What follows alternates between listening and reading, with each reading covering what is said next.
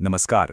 आज हम बात करेंगे भारतीय संविधान के उन 10 आर्टिकल्स की जो हमारे सुप्रीम कोर्ट की नींव हैं, उसका पूरा का पूरा आर्किटेक्चरल ब्लूप्रिंट। जी हाँ, हम बात करें आर्टिकल 12(1) से लेकर 130 तक की।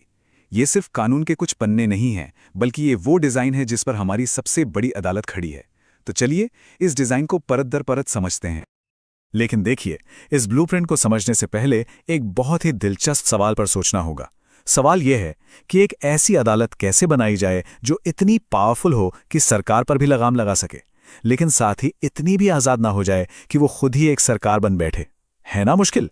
हमारे संविधान बनाने वालों के सामने यही सबसे बड़ी चुनौती थी, और इसी का जवाब इन आर्टिकल्स में छिपा है। तो इस इमारत की तामीर शुरू होती है इसकी सबसे ज़रूरी चीज़ से, आज़ादी की दीवारें खड़ी करने से। और ये दीवारें खड़ी करते हैं हमारे पहले 2 आर्टिकल्स। इनका काम है लेजिस्लेचर यानी संसद और जुडिशरी यानी न्यायपालिका के बीच एक साफ लकीर खींचना, एक तरह से शक्तियों का बंटवारा। इसे आप एक तरह का जेंटलमैन्स एग्रीमेंट समझ सकते हैं।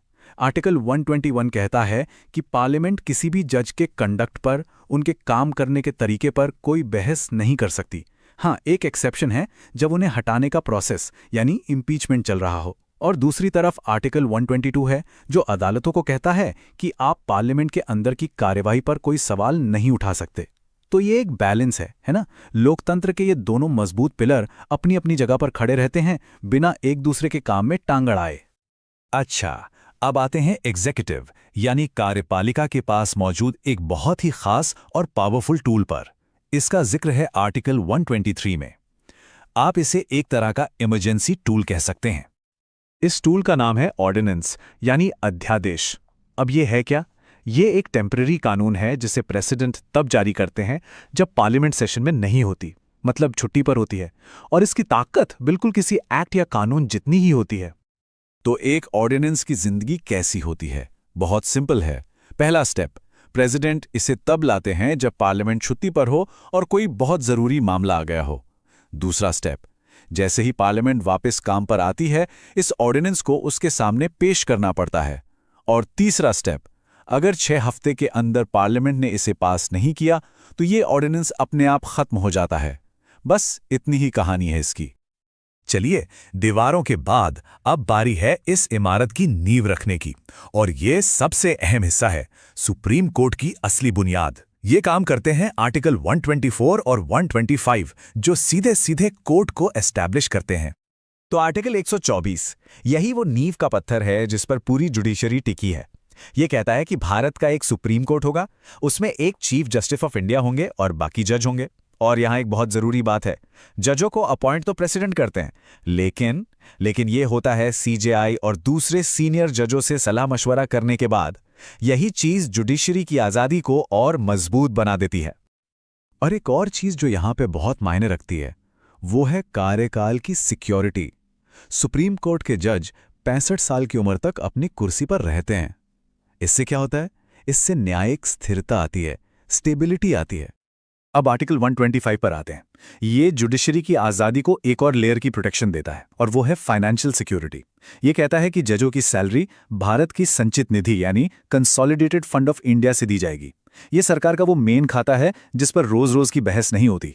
और सबसे बड़ी बात, एक जज के कार्यकाल के दौरान उनकी सैलरी कम नहीं की जा सकती। सोचिए, ये कितनी बड़ी बात है। ये फाइनेंशियल गारंटी उन्हें किसी भी तरह के पॉलिटिकल प्रेशर से आज़ाद रखती है। देखिए, कोई भी बढ़िया बिल्डिंग सिर्फ मजबूत नहीं होती, उसमें जरूरत के हिसाब से बदलने की गुंजाइश भी होती है, वो फ्लेक्सिबल होती है।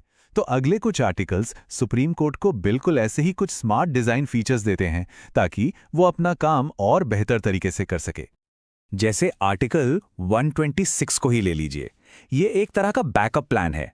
मान लीजिए अगर चीफ जस्टिस की कुर्सी खाली है या वो किसी वजह से काम पर नहीं है, तो प्रेसिडेंट एक एक्टिंग चीफ जस्टिस को अपॉइंट कर सकते हैं। इससे यह पक्का हो जाता है कि देश की सबसे बड़ी अदालत का टॉप पोस्ट कभी खाली ना रहे और काम चलता रहे। फिर आता है आर्टिकल 127। ये कोर्ट को केसेस के भारी भरकम बोझ से निपटने में मदद करता है। हम सब जानते हैं कि भारत की अदालतों में कितने केस पेंडिंग हैं। तो जब भी कोर्ट को लगता है कि काम बहुत ज्यादा बढ़ गया है, तो टेम्परेरी बेसिस पर एड हॉक जजों को अपॉइंट किया जा सकता है ताकि केसेस जल्दी निपटें।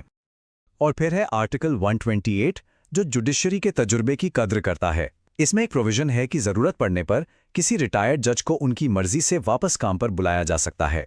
ये एक शानदार तरीका है उनके सालों के ज्ञान और एक्सपर्टीज का फायदा उठाने का, खासकर जब कोई बहुत पेचीदा मामला सामने हो।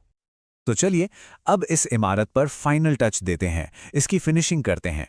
हमारे आखिरी 2 आर्टिकल्स कोर्ट को उसकी असली ताकत और एक पक्का ठिकाना देते हैं जिससे उसकी पहचान मुकम्मल होती है। आर्टिकल 129 ये सुप्रीम कोर्ट को देता है पावर ऑफ कंटेम्प्ट, यानी अदालत की अवमानना की शक्ति। इसका सीधा मतलब यह है कि अगर कोई भी इंसान कोर्ट के फैसलों की इज्जत नहीं करता या उसकी डिग्निटी को कम करने की कोशिश करता है तो कोर्ट उसे सजा दे सकती है, और यह पावर कोर्ट की अथॉरिटी बनाए रखने के लिए बेहद जरूरी है। और आखिर में आर्टिकल 130 ये सुप्रीम कोर्ट का पता बताता है, नई दिल्ली। हालांकि इसमें भी एक फ्लेक्सिबिलिटी है, अगर चीफ जस्टिस चाहें तो प्रेसिडेंट की मंजूरी से कोर्ट की बेंच कहीं और भी बैठ सकती है। तो एक बार फटाफट से सब कुछ समेट लेते हैं। इन 10 आर्टिकल्स ने मिलकर एक मजबूत और आज़ाद जुडिशरी का पूरा ढांचा तैयार किया है। याद है, 121 और 122 ने आज़ादी की दीवारें बनाई, 123 ने एग्जीक्यूटिव को एक इमरजेंसी टूल दिया, 124 और 125 ने कोर्ट की मजबूत नींव रखी, 126 से 128 तक ने इसे ज़रूरत के हिसाब से काम करने की फ्लेक्सिबिलिटी दी, और आखिर में 129 और 130 ने इसे अपनी अथॉरिटी और एक पक्का घर दिया, पूरा का पूरा आर्किटेक्चरल प्लान। ये ब्लूप्रिंट, ये पूरा डिज़ाइन 70 साल से भी पहले बनाया गया था। तो सवाल ये उठता है कि पावर और इंडिपेंडेंस का ये जो इतना शानदार स्ट्रक्चर है, ये आज के हिंदुस्तान में, आज की चुनौतियों के बीच असल में कैसे काम कर रहा है? ये एक बड़ा सवाल है जिस पर सोचना बनता है।